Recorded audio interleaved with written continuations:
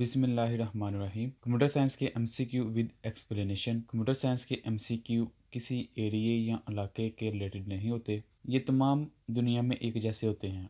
मसलन जिसको हम छू सकते हैं वो हार्डवेयर है, जिसको हम छू नहीं सकते वो सॉफ्टवेयर है।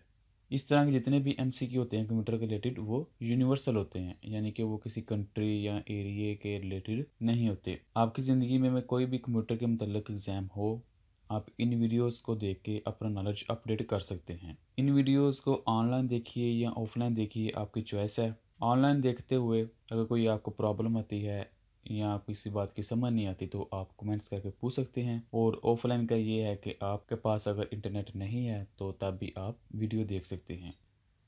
ये इसका पार्ट नंबर 19 है। चलें देखते हैं कि इसमें कौन से टाइप्स के क्वेश्चन आते हैं। The number of layers in internet protocol stack. Internet protocol stack में कितनी लेयर्स हैं? ये OSI मॉडल की बात नहीं कर रहे बल्कि इंटरनेट प्रोटोकॉल लेयर की बात कर रहे हैं। तो उसके अंदर 5 हैं, 7 हैं, 6 हैं, कितनी हैं?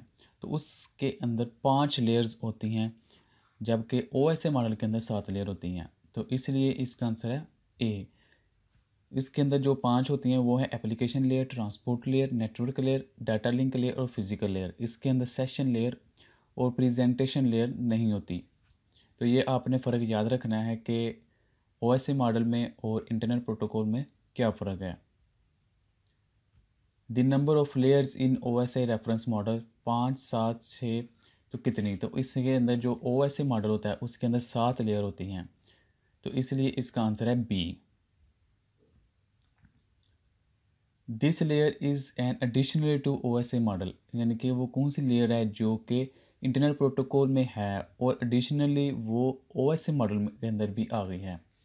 तो वो एप्लीकेशन लेयर है, प्रेजेंटेशन लेयर है, सेशन लेयर है या बोथ बी एंड सी।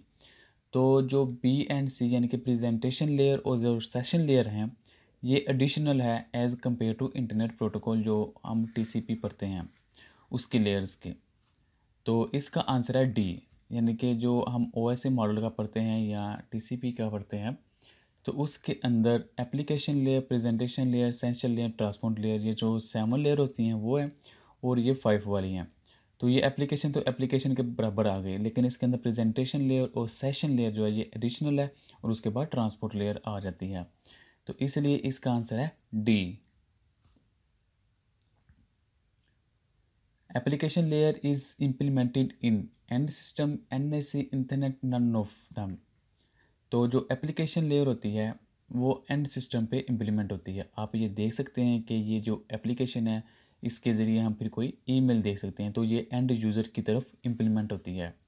तो इसलिए इसका आंसर है ए, यानी कि एंड सिस्टम के ऊपर एप्लीकेशन लेयर जो होती है वो इम्प्लीमेंट होती है।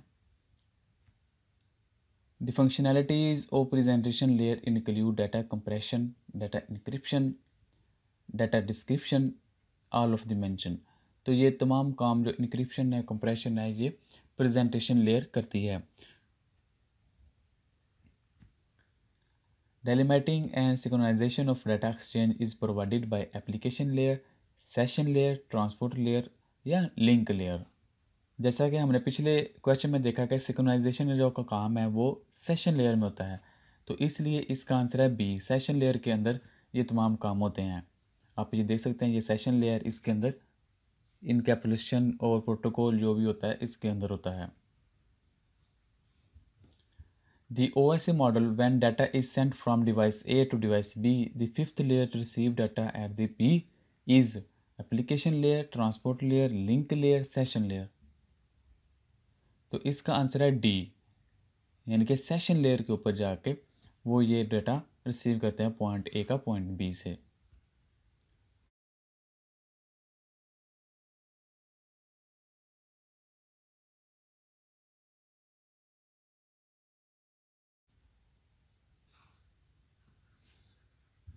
In Internet Protocol stack, when data is sent from device A to device B, the fifth layer to receive data at B is application layer, transport layer या link layer या session layer।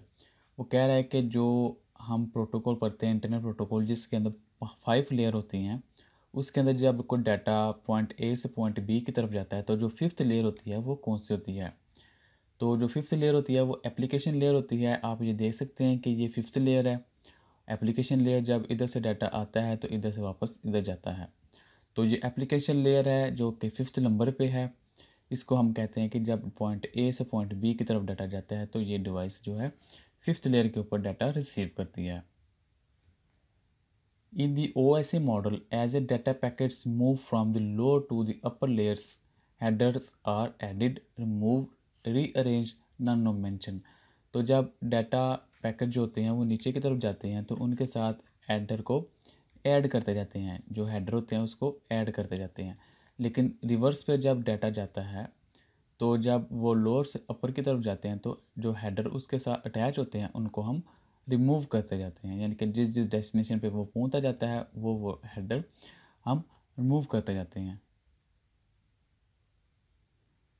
यहाँ तक कि इतना ही। Thank you for watching. अल्लाह हाफिज़।